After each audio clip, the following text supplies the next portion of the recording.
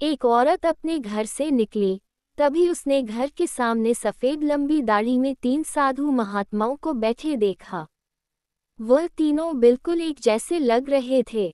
उसने सोचा ये लोग मेरे घर तक आए हैं तो इन्हें खाली हाथ नहीं जाना चाहिए। वो औरत साधुओं के पास गई और बोली, महाराज मुझे अपनी सेवा का मौका दे, कृपया बताएं आपको क्या चाहिए।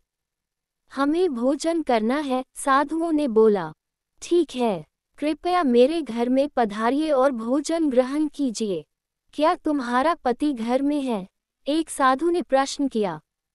नहीं, वो कुछ देर के लिए बाहर गए हैं, औरत ने उत्तर दिया। तब हम अंदर नहीं आ सकते, तीनों एक साथ बोले। ये सुनकर औरत दुखी मन से वापस चली गई। थोड़ी देर में पति घर वापस आ गया। उसे साधुओं के बारे में पता चला तो उसने तुरंत अपनी पत्नी से उन्हें पुनः आमंत्रित करने के लिए कहा। औरत ने ऐसा ही किया। वह साधुओं के समक्ष गई और बोली, जी, अब मेरे पति वापस आ गए हैं, कृपया आप लोग घर में प्रवेश करिए। हम किसी घर में एक साथ प्रवेश नहीं करते। साधुओं ने स्त्री को बताया। ऐसा क्यों है? औरत ने अचरज से पूछा। जवाब में मध्य में खड़े साधु ने बोला, पुत्री मेरी दाईं तरफ खड़े साधु का नाम धन और बाईं तरफ खड़े साधु का नाम सफलता है और मेरा नाम प्रेम है। अब जाओ और अपने पति से विचार विमर्श करके बताओ कि तुम हम तीनों में से किसे बुलाना चाहती हो। औरत अंदर गई और अपने पति से सारी बात बता दी। पति बेहद खुश हो गया। वाह, आनंद आ गया, चलो जल्दी से धन को बुला लेते हैं।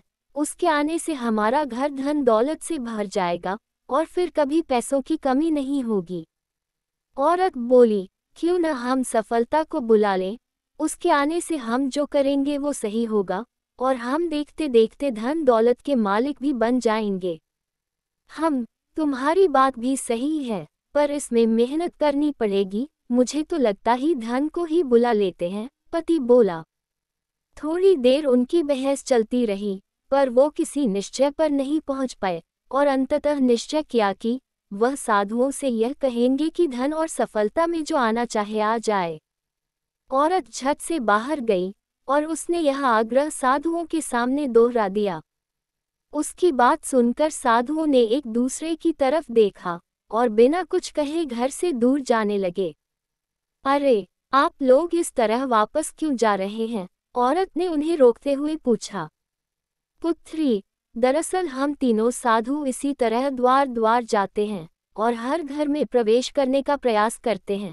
जो व्यक्ति लालच में आकर धन या सफलता को बुलाता है, हम वहां से लौट जाते हैं, और जो अपने घर में प्रेम का वास चाहता है उसके यहाँ बारी बारी से हम दोनों भी प्रवेश कर जाते हैं।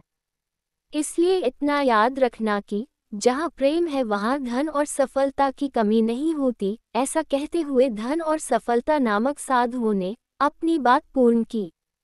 दोस्तों, कहानी अच्छी लगी हो तो इसे लाइक करें, शेयर करें और चैनल को सब्सक्राइब जरूर करें। धन्यवाद।